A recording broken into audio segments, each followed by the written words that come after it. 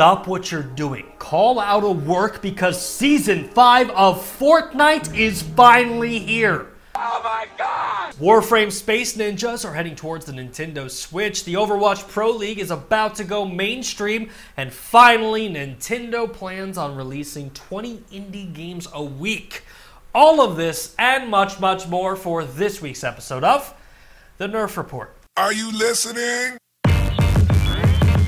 Damn.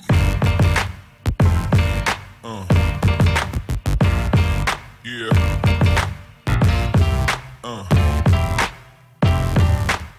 Welcome to the Nerf Report. My name is Bryant Chappel. I am the host for this week's episode, and if it's your first time here, welcome. The show is extremely simple. Every single week, we take all the week's gaming, geek, and nerd news, nerf it down into one show once a week for you, the audience. If you think that sounds awesome, go ahead and hit the like button, and while you're down there, go ahead and subscribe to the channel while you're at it. And just in case you need more Nerf Report in your life, head on over to Facebook, Instagram, Twitter, where you can get all the Nerfing news that you need throughout your Nerfing week. And the final bit of housekeeping for this week, the Nerf Report is heading to San Diego Comic-Con. So clearly there will not be an episode next weekend. However, we will be bringing a ton of San Diego Comic-Con content. So keep your eyes open for that. And with all of that out of the way, let's get straight into this week's news. The biggest news story of this week goes to... You know, we talk about Fortnite literally every single week on this show. And I've pushed this off as long as I could, but I think it's time. I honestly think it's time that we change our name. Are you listening? Damn.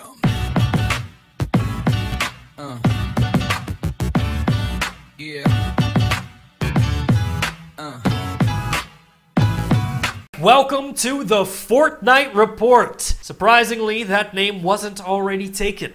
So look out, Ollie. There's a brand new king of clickbait in town. You know, at the time of filming this joke was much funnier, but now that I'm editing the video, I don't understand why any of you watch this channel. Well, this week marked the beginning of Season 5 of Fortnite, and after weeks of speculation talking about time travel and Fortnite llamas appearing in the real world, we finally know what's in store for all Fortnite players. In Season 5 of Fortnite, the worlds literally collide.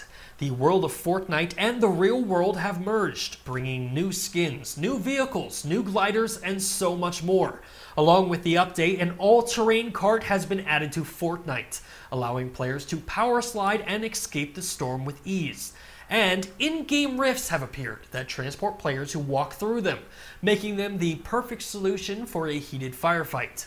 And one of the most requested changes to Fortnite actually happened, because Fortnite's map has brand new locations. Fortnite's map now features a desert biome, which is home to Paradise Palms, a picturesque resort town, home to a kart racing track, giant mountains, and all the treasure chests your hearts can desire. Along with the new biome, Dusty Divot has drastically changed. They just grow up so fast. And a new golf course has appeared in the form of Lazy Links. The Season 5 update to Fortnite also marks the beginning of a brand new battle pass, so get your wallet ready. The new battle pass gives players 100 levels of achievements, along with 100 brand new rewards.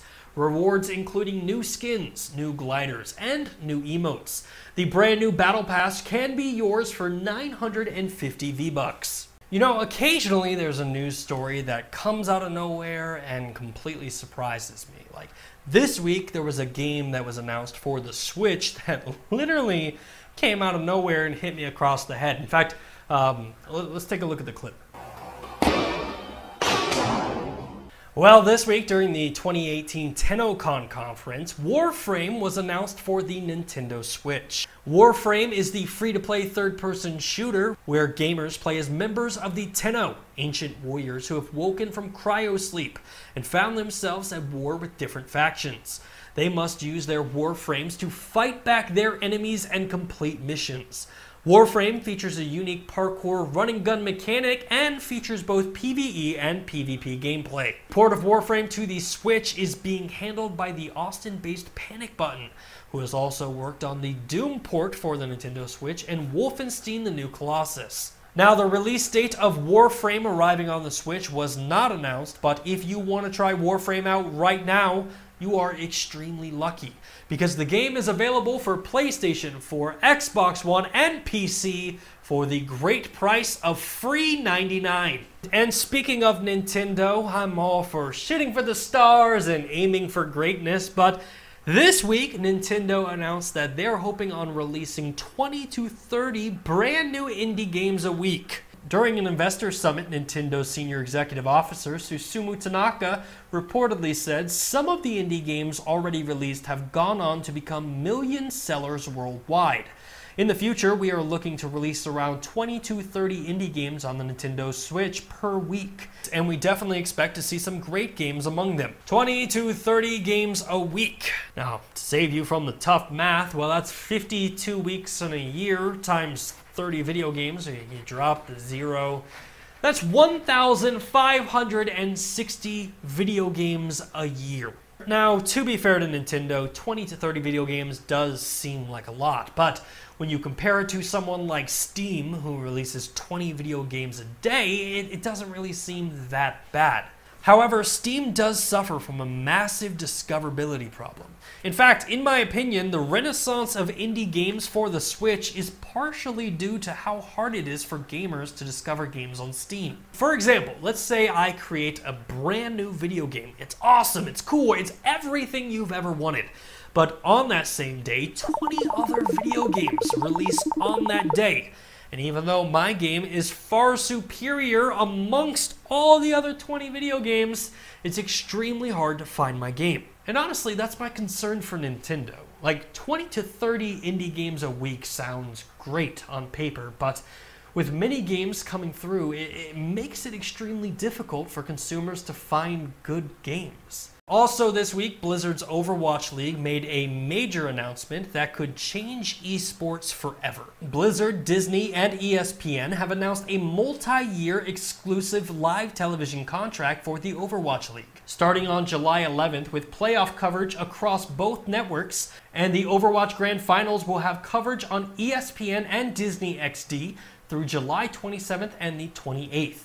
This contract not only includes this season, but the entire 2018 and 2019 season as well. Now, ESPN has dabbled with esports before with games like League of Legends, CSGO, and Dota 2, but this contract, in my eyes, solidifies not only the future of esports, but also the Overwatch Pro League. And if you're interested in joining in on the Overwatch Pro League Grand Finals, tune in to ESPN, Twitch, MLG.com, or Disney XD starting July 27th, where the top Overwatch teams from around the world will compete for a $1 million grand prize. And finally for this week, we come to... That noise, of course, signifies that we are running out of time and coming close to the end of the show. So, in order to cover all the week's remaining news, we must initiate Nerfed in 60 seconds.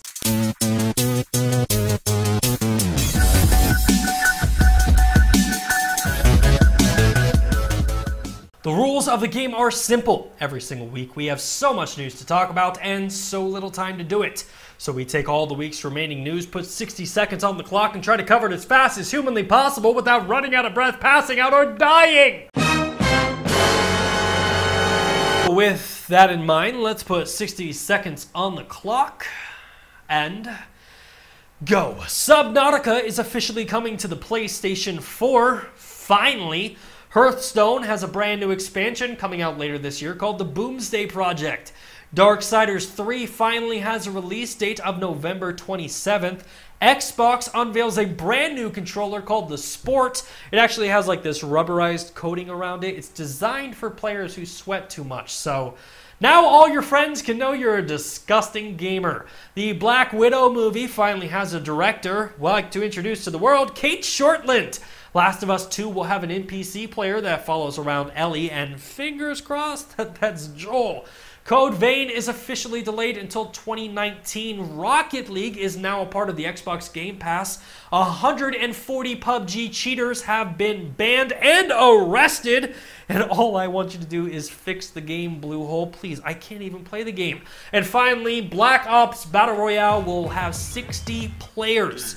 Ladies and gentlemen, that is it for Nerfed in 60 seconds, and that is it for this week's show. If you like what you saw, make sure to hit that like button. If you're new here and haven't done so already, please subscribe to the channel. Maybe, just share it with a friend. As always, my name is Bryant Chappel. You are you, and this has been the Nerf Report. Thanks for watching.